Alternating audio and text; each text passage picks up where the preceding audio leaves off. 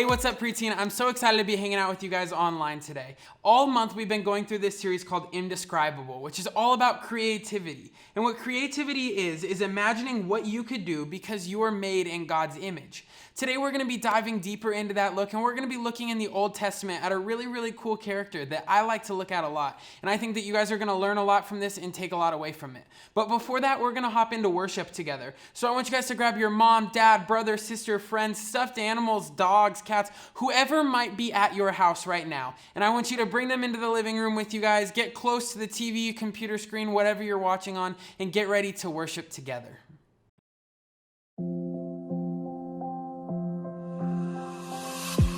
I close my eyes and colors fly. There's no hiding from your grace. I can't deny your heart for mine, and it's unrelenting chase.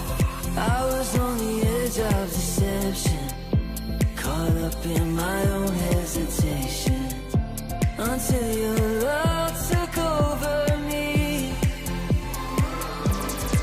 So I let go and I let love show me life like it's supposed to be. An oasis, here awaits us, all the freedom I ever need. Now I'm alive.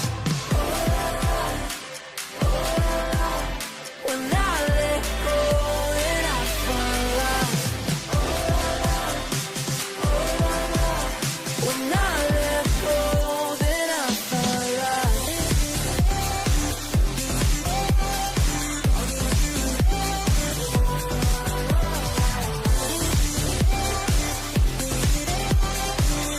When I let go, then I find life. The hideaway is calling me to a life unlike before. The Father's heart is beckoning, and I can't resist no more. Lead me in the ways of devotion. I don't wanna get caught in the motions. My heart is only for you, Lord. So I let go and I let love show me life like it's supposed to be.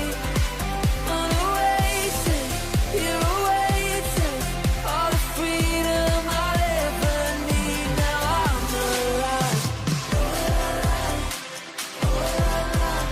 When I let go, then I find life. Oh la la, oh la la. When I let go, then I find life.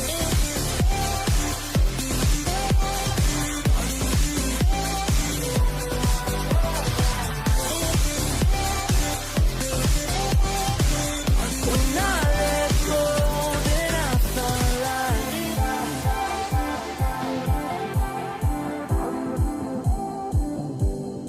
So I let go and I let love show me life like it's supposed to be. An oasis, here awaits us, all the freedom I'll ever need. Now I'm alive. When I let go, then I find life. When I let go, then I find life.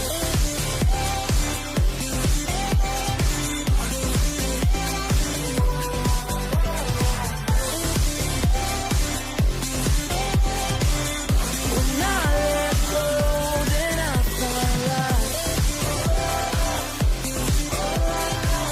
When I let go, then I find life. Oh la la, oh la la.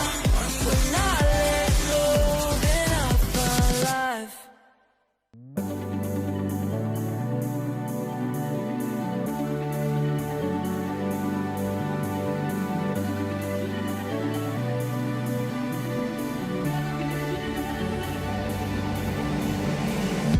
Salvation sounds a new beginning, as distant hearts begin believing.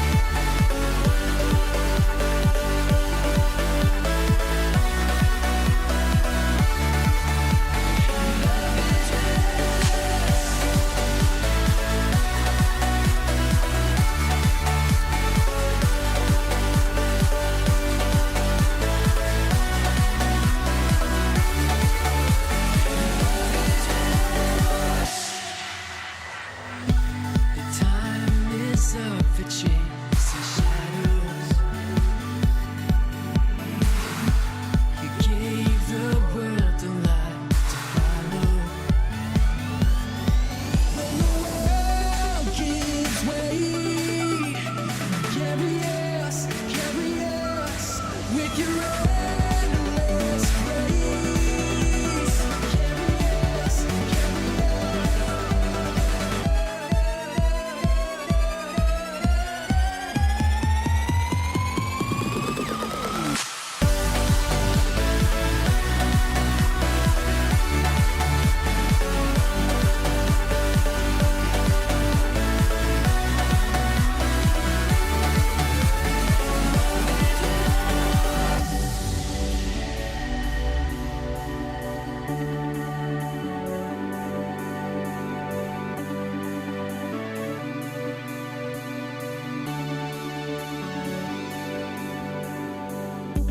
Tearing through the veil of darkness, breaking every chain we've set us free, fighting for the furthest part in me.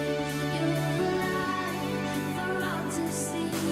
Tearing through the veil of darkness, breaking every chain we've set us free, fighting for the furthest part in me.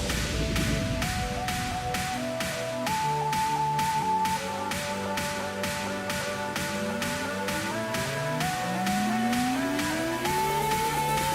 Love is relentless.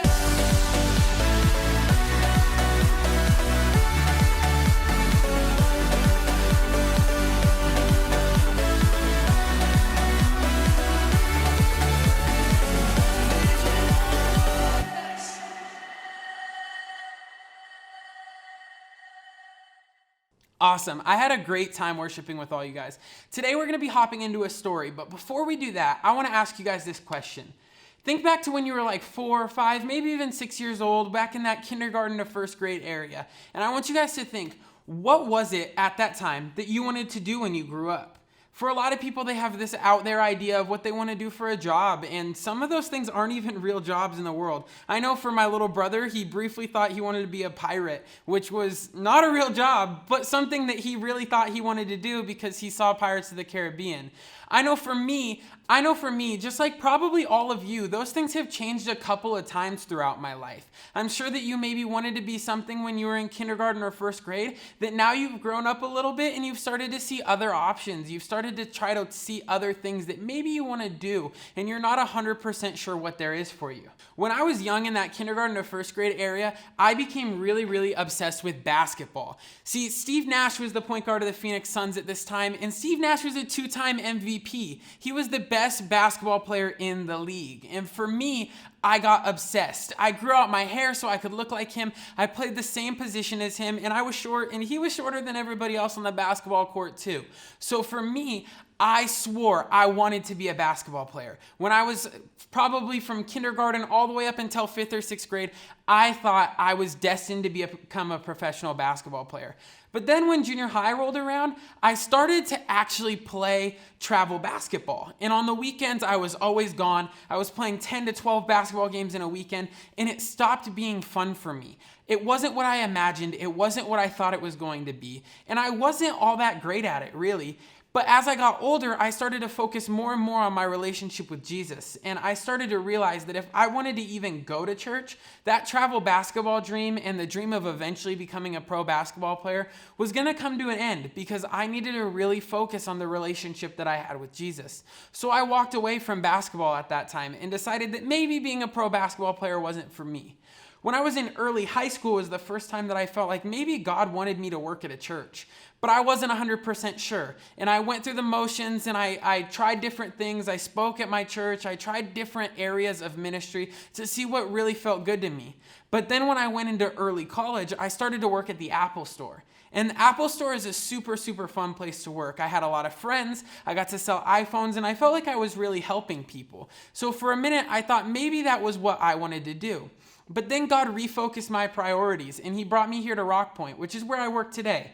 And I really, really realized at this point in time that this was what was planned for me all along. This is what God had for me all along. I found my purpose in what I'm doing here. And now I realize that just for a time like this, a time where in 2020 we're doing online ministry, we're in the middle of a pandemic, you guys are all at home, and I'm here talking to you on your TV, computer, phone screen, whatever it might be. This is why God brought me into ministry, was to teach me at this point. And I promise for each of you guys, you're going to have a moment like that in your life. And maybe for you, it's not to work at a church. Maybe you have a calling to do something else. Maybe your calling at a church is really just to volunteer.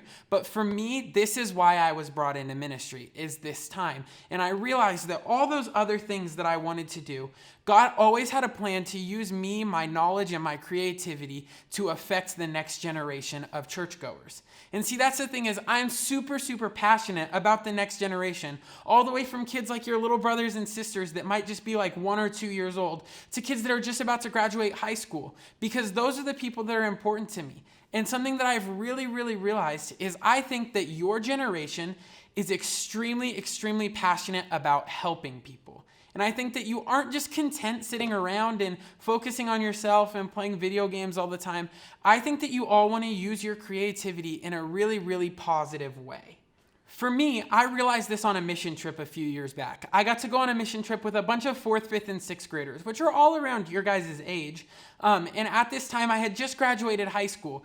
And these kids all decided that they wanted to go on a mission trip. So they had garage sales, they sold cookies and all sorts of stuff so that they could fundraise enough money so that we could all go down to Tucson together and work with a ministry called Gap Ministries.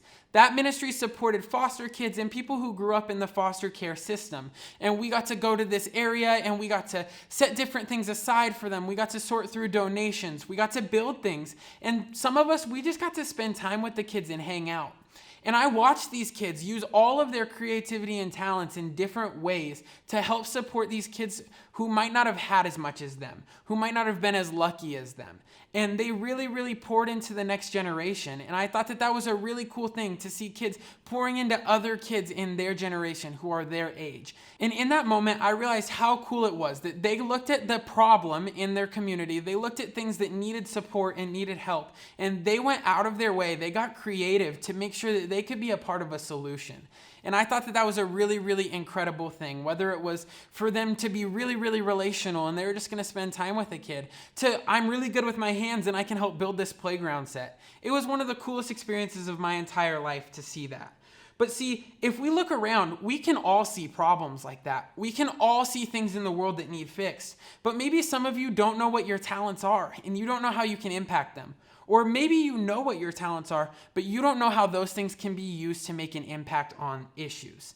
Well, that's a really big question that we need to take a look at. So that because God has a plan for all of us, He gives us all special talents for a reason. We are all put here for a reason, and He has a plan for all of us to have a great impact. That's a really great question to consider. So we're going to look in the best place to find answers to those big questions. So we're going to be jumping into the Bible. Today we're going to be hopping into the Old Testament in a book called Esther, who's about, you guessed it, somebody named Esther. The events of today's story actually take place about 400 years before the life of Jesus, which for us is almost 2,500 years ago.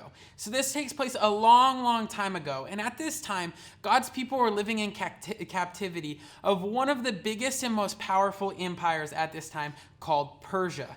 You see, this empire was led by the king Xerxes, and Xerxes was really, really powerful, really, really rich, and he liked to throw a lot of parties to show people how powerful and rich he was. At one of these parties, he requested that his queen, Vashti, join him at this party, but she refused, and the king didn't like that. He was one of the most powerful people in the world, and nobody said no to him.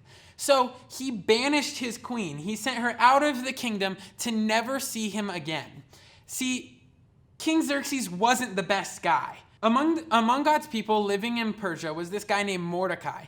And Mordecai had a little cousin. His little cousin's name was Esther, and she was an orphan. So Mordecai was raising her and teaching her how to do things the way that God had called us to do things and live the way that He wanted her to live. He was raising her to be a good person. But at this time, the king starts this competition where he's going to essentially choose who the next queen is going to be. And Esther is called to be a part of that competition. So for the next year, Esther would live outside of the palace in this area where she would get special food and special sorts of salon care and stuff like that that would take care of her. And then there would be a competition to see who the next queen was going to be. Esther stood out amongst all the girls that were trying to become the queen. King Xerxes decided that she was going to be the next queen. So Esther went to go live in the palace. And even though she wasn't living with Mordecai anymore, Esther continued to listen to his advice because he was like a father to her. This included not telling anybody in the palace that she was Jewish. Because at this time, the Jewish people were in captivity, they were impoverished, they were living underneath the Persian citizens. So it would have been a bad idea for her to tell everybody that she was Jewish. But right around this same time, King Xerxes promotes this guy named Haman. And Haman is not a good guy.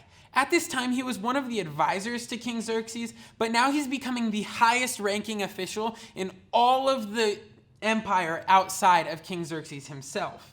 See, and so when this all became official and everybody found out that Haman was getting this massive promotion, everybody at the king's gates bowed down to show their respect for Haman. Well, everybody except for one person, and that one person was Mordecai. You see, Haman came from a really, really bad group of people who had always opposed God's people, and Mordecai refused to bow down and show Haman respect. This angered Haman so greatly that he decided that he didn't just need to get rid of and kill Mordecai, but all of the Jewish people living in Persia at this time, which was almost all of them. He wanted to essentially wipe God's people off the face of the earth. And he came up with this plan, and he took that plan to the king. See, he lied to him. And in Esther chapter 3, verses 8 and 9, he says this: "Certain people are scattered among the nations. They live in all the territories in your kingdom. They keep themselves separate from everyone else. Their practices are different from the practices of all other people. They don't obey your laws.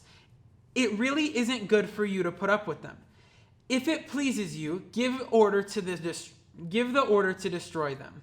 King Xerxes thought the plan was acceptable and signed it into law. So messages were sent all across the land. On a specific date, all of the Jewish people were to be killed. And this wasn't just one specific group of Jewish people. This was all the men, women, grandmas, grandpas, moms, dads, and even their kids. It was a really, really terrible thing that was about to take place. So when Mordecai heard about this, he got really, really upset. And he sent word to his cousin, Queen Esther, and he went to her and he said that she needed to go to the king and ask him to spare their people. And see, this was a little bit easier said than done, and it freaked Esther out a little bit because nobody could go to the king unless they were summoned first by the king. And Esther hadn't been summoned by the king. See, what happened if you approached the king without first being summoned? You were killed unless he reached out his gold scepter to save your life and essentially grant that it was okay that you went to him without being summoned. Esther had a really, really hard time about this, and she didn't know what to do. Esther was unsure of if she could do what Mordecai was asking. But Mordecai pushed back. He pointed out that she too would die because of her heritage. They would be forced to put Esther to death along with all of the other Jewish people. Then Mordecai made a profound statement that is really critical in Esther's life, and I want to read it to you guys directly. In Esther 4:14, it says this: "What if you don't say anything at this time? Then help for the Jews will come from another place, but you and your family will die. Who knows? It's possible that you became queen for just a time as this."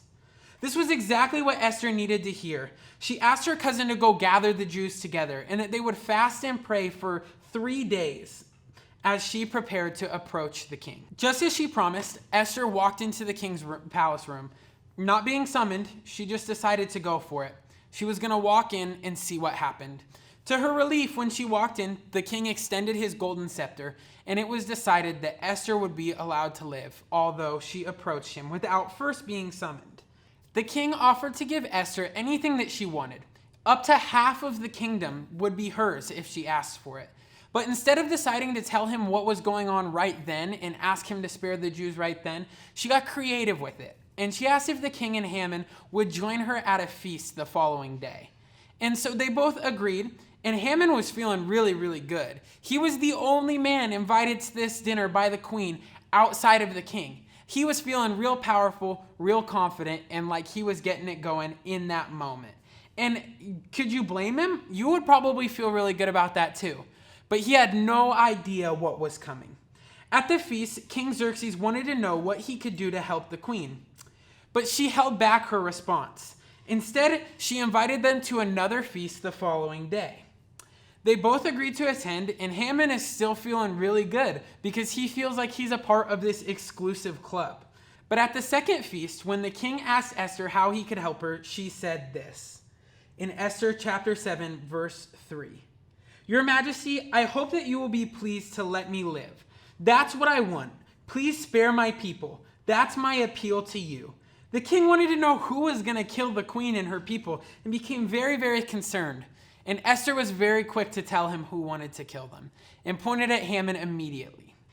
Although Haman begged for mercy, King Xerxes had Haman killed for wanting to kill his wife and her people. King Xerxes really looked out for his wife. And the same day, he issued new orders that all of the Jews would be saved. The story of Esther is such a powerful story for all of us who see problems and are wondering who is going to come up with a solution. Esther saw a big problem, and even though she didn't know what the reception was going to be, she chose to trust Mordecai and her people, and she acted on that issue in the best way that she knew how. And as a result, she saved all of her people. Let's take another look at what Mordecai told Esther. Who knows? It's possible that you became queen for a time just like this. Meaning maybe God had placed Esther in the position to do something to make an impact and to take action. What she did was made a profound impact on God's chosen people, which we are still talking about and celebrating today, almost 2,500 years later. Here's something you may not know. God has a purpose for all of you. Just as I shared earlier, I feel that my call to ministry was for just a time as this. That God placed me here at Rock Point, working in the kids ministry for just a time like this, where I would get to use my creativity and my talents to help us go online and navigate this really confusing season. God has something like that planned for all of you. Maybe you're not going to be the king or queen of some ancient empire unless you're starring in a Disney movie, but he has something up his sleeve for you, and I promise you that it's going to be better than you could have ever imagined. So I just want to encourage you guys to keep your eyes open to see the problems you can solve by using your skills or talents or ideas. Maybe it's just something as simple as wanting to make one of your parents or siblings' day by doing a chore that they really don't like, or offering that when you take your trash out to the curb, you could do it for your neighbor as well. Those things would really, really go a long way in impacting those people's lives. Maybe it's something bigger. Maybe you want to make a big donation, so you start collecting things like plastic cups or metal cans, and you start taking those and getting some money, and then you donate it to an organization that's going to do a lot of good. I just really want to encourage you guys to see how your talents, your impact can go a long way. The opportunities for you guys to make an impact, both big and small, are endless. Just pay attention to the gifts that God has given you, because I promise you that he gave you a unique skill set that will take you a really, really long way and help you impact the lives of others around you and solve problems. So what's your move? As we break off this week and end this week's service, I just want to challenge you guys with this key question. What do you think your purpose could be? Let's pray together, and then we're going to go ahead and dismiss. God, I just thank you so much for everybody tuning in here online today, and for everybody who can't be tuning in online today. God, I know that in my life specifically, it was really, really hard for me to find my talents, giftings, and purpose. But I thank you for the creativity that you gave me. I pray that you would reveal those things to the kids watching this as well, that you would take them further than they could ever imagine with those talents and skill sets and creativity. I know that you have a purpose for all of their lives, and I just pray that as they pray through the key question this week, as they talk about it with their friends and family, that you would reveal to them what their purpose could be. We love you so much, God. We thank you for everything you do for us. Amen. All right, Preteen, I hope that you guys have an awesome week, and we'll see you guys back here online next weekend.